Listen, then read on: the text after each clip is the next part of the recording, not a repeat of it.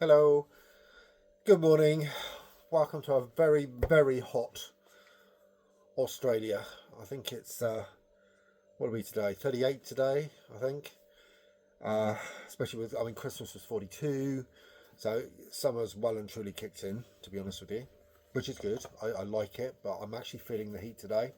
I'm actually a bit achy, woken up with achy shoulders and the top of my back. So whether or not that's got anything to do with the hot weather, I don't know. It's usually cold weather I get it, but hey. Anyway, video this week. I'm going to do a video. I suppose it will be like a year in review video.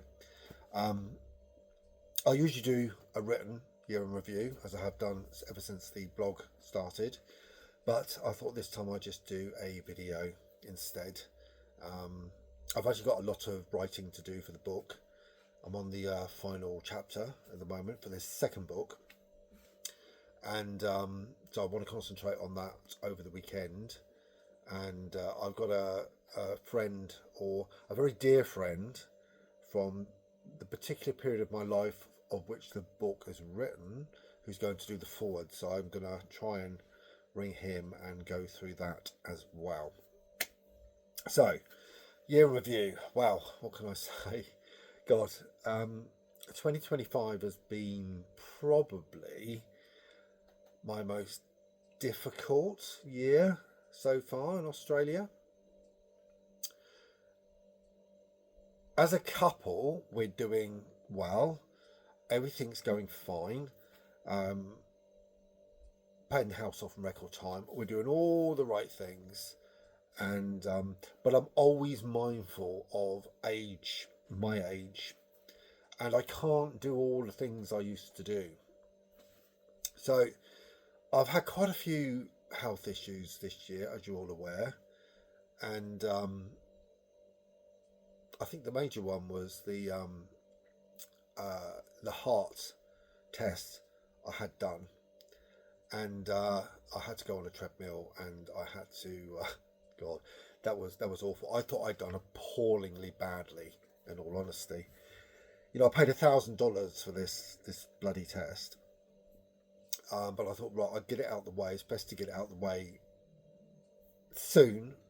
I mean, look, I would have had to, if I'd gone on Medicare, I would have had to have waited about, I think it was about 3 months.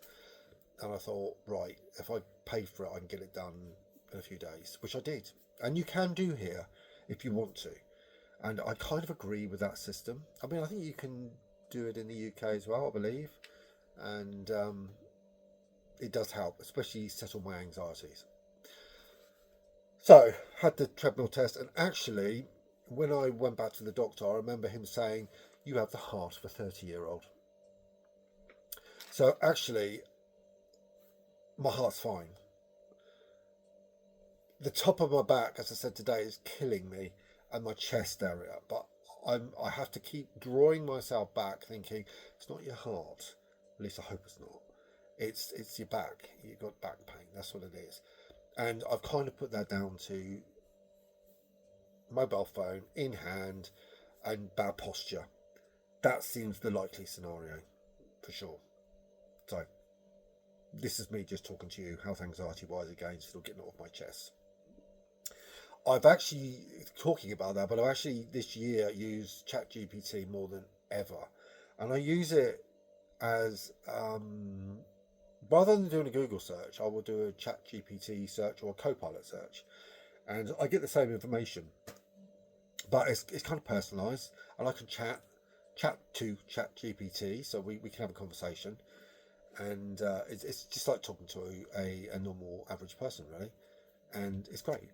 And sometimes when I feel like it, I will just have a general chat anyway, which is great. And I love AI, and I know this year I used it for the first book, not for the writing process, but to produce photos for the first book.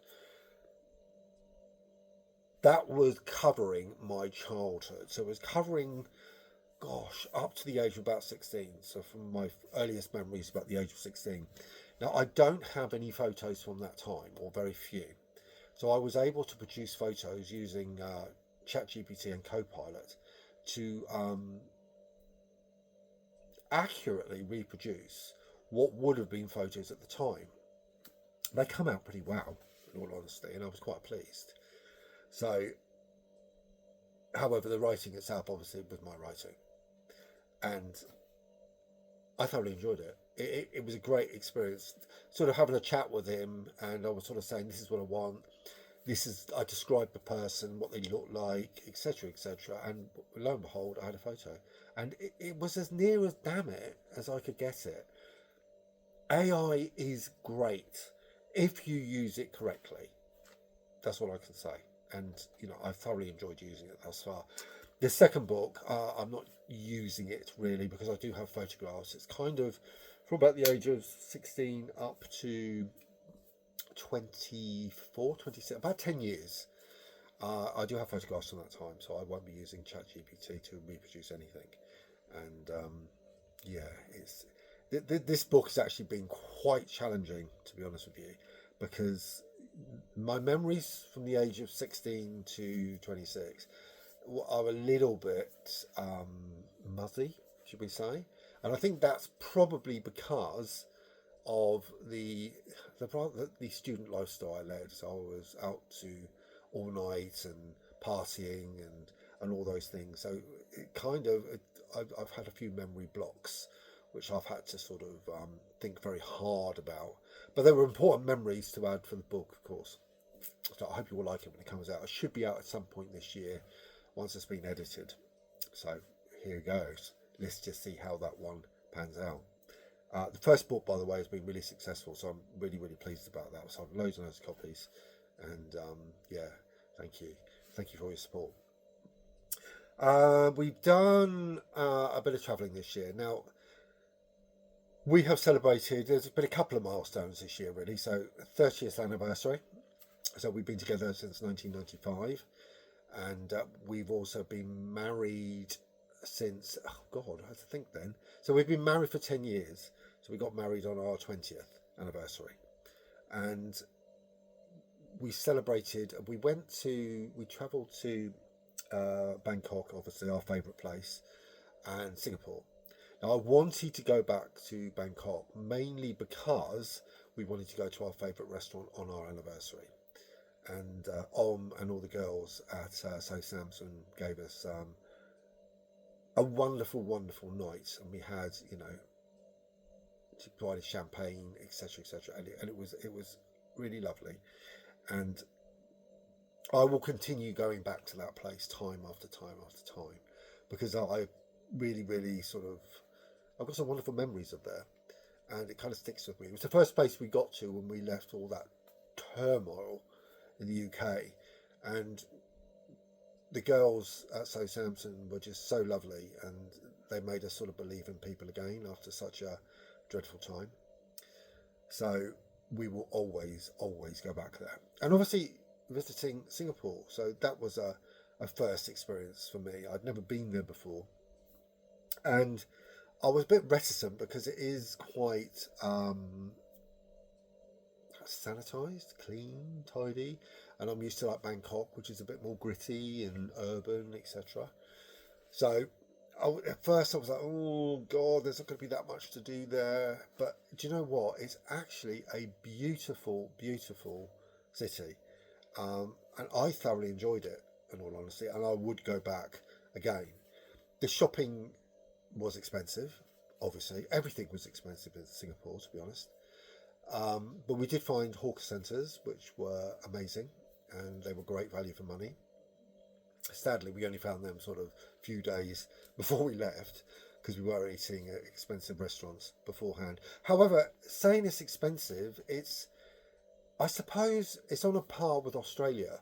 So it's nothing really out the ordinary. It's certainly not for us. I guess it's slightly more expensive in the UK, but it's not really any more expensive in Australia. So for that reason, it's absolutely fine. And we survived. I spent a lot of money, absolutely, but we did survive, which was great. The 10-year marriage. Look, the state of the world in 2025 has been something that's been quite testing for me because I've grown up as a gay man since about the age of, I suppose, look, I came out early 20s. I always knew I was gay since the age of 11. And during that time, society moved on and we were given rights and we were looked after, and we were invited into the mainstream of society as such, so that it was no longer a crime, or it was no, you didn't have to be hidden because of your sexuality. It was great, very liberating, especially under the Tony Blair years. And that's when, the civil partnerships come in, and I, I think, I think gay marriage came in under Cameron, so it was just after um, Tony Blair. But correct me if I'm wrong. So we won and fought for all these rights, and it was amazing. It was amazing because I felt finally that I was able to be who I wanted to be, and it had been a really, really long road getting there. In all honesty, now 2025 has seen some really, really awful, awful political moments. Gay rights are being rolled back across the world, and that includes the UK. Not here at the moment, but even in the UK, the rights that we fought so hard to get are now being rolled back. And that is sad. Really, really sad. The far right is on the move, and it is, they're doing exceptionally well in the UK. Obviously, with America and Trump. Now, yes, he is far right. I don't care what you say, and I don't care how many people support him. He is far right. And it's the same with Reform in the UK. Farage, is far right. Whatever you try and project or say or deflect from the truth, the man is a far right person. I nearly said something I shouldn't. I don't want to cast aspersions too much because I could get in trouble. But he is far right. I shudder to think what would happen if that man ever got in power. I really do. Having said that, 2025 has really shown, certainly the Labour government in the UK, how bad they are as a party at the moment. Dreadful. They made some dreadful, dreadful mistakes, choices, which is why people are sort of turning to Reform. Not the Tory party. The Tory party are more or less done and dusted, but they're turning to the far right.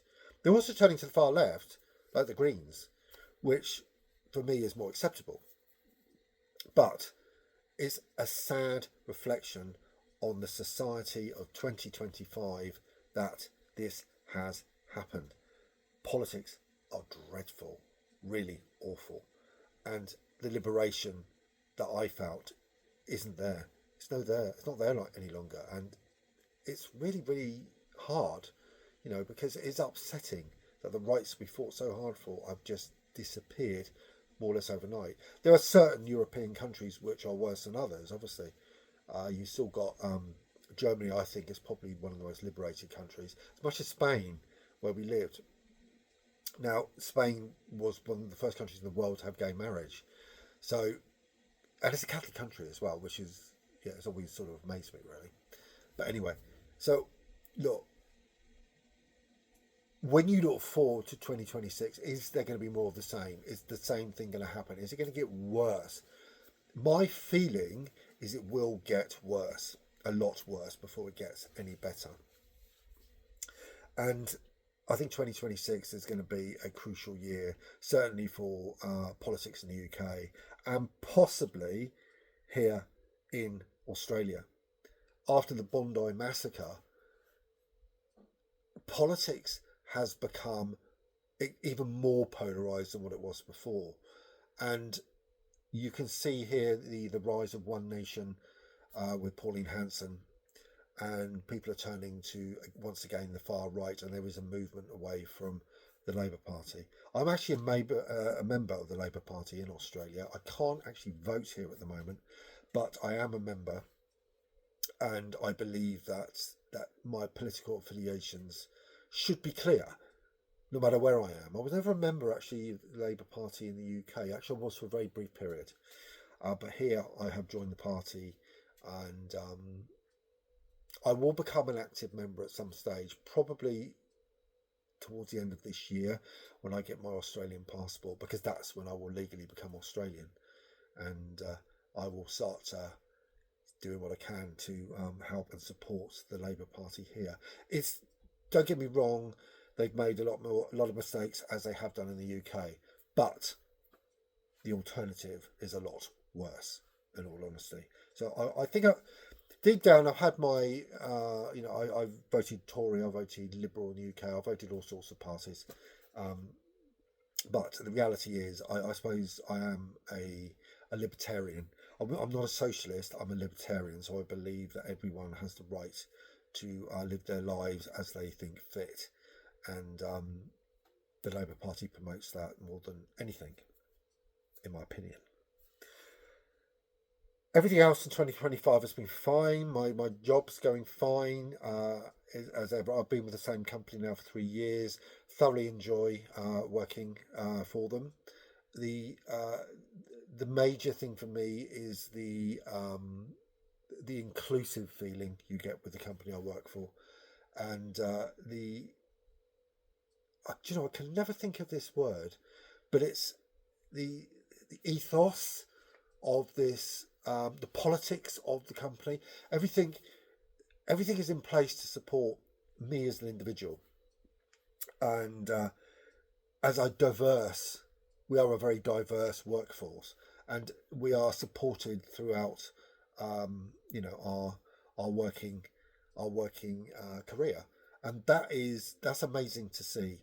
It really is. In fact, the nearest I got in the UK was Tesco. They were very, very similar, and they also supported me as an individual, me as a gay man, and the times when I was unwell, etc. They were very supportive, and that is the same here.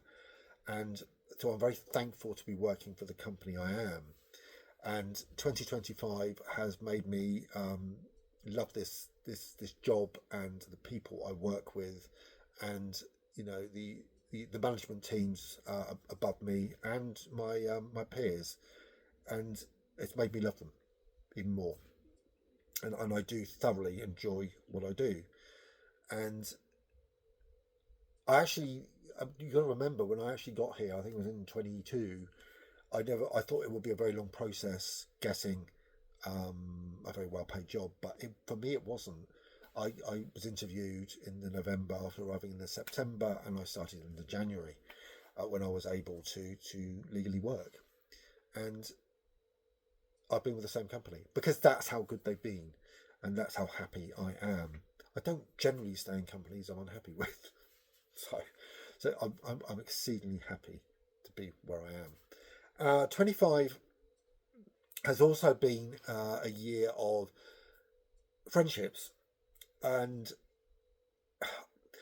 we don't have friendships in Australia, as you're well aware. Not how can I put it? Not new friendships. We have old friendships. So it is very much me and Daryl here alone. We have a couple of close friends and obviously family, but we don't have any new friendships. So I have actually become closer to friends back in the UK. So I'm spending more time chatting with them, talking to them, and doing all the things I want to do. I'm just a phone call away or a video call away. Social media. I'm very lucky, or we are very lucky, living when we are now, where we have access to all these things. And it's been, I think I've had a bit of an emotional roller coaster with friends this year, because it is lovely talking to people. It's been lovely reconnecting with individuals.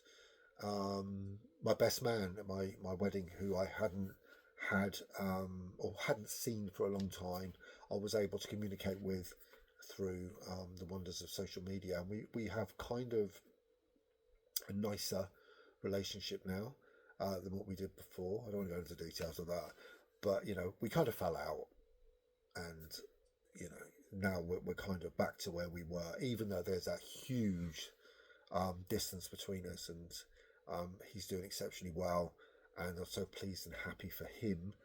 And it's lovely. Ramona is another one, my oldest, dearest friend. I've been sort of contacting her quite a lot in recent times, and we've been chatting in a way we hadn't before. And she sent me over a kind of like an emergency parcel from the UK full of UK goodies, which was lovely. And it's a strange one because I have distanced myself somewhat from individuals as well, and it's not because I'm I don't like them anymore.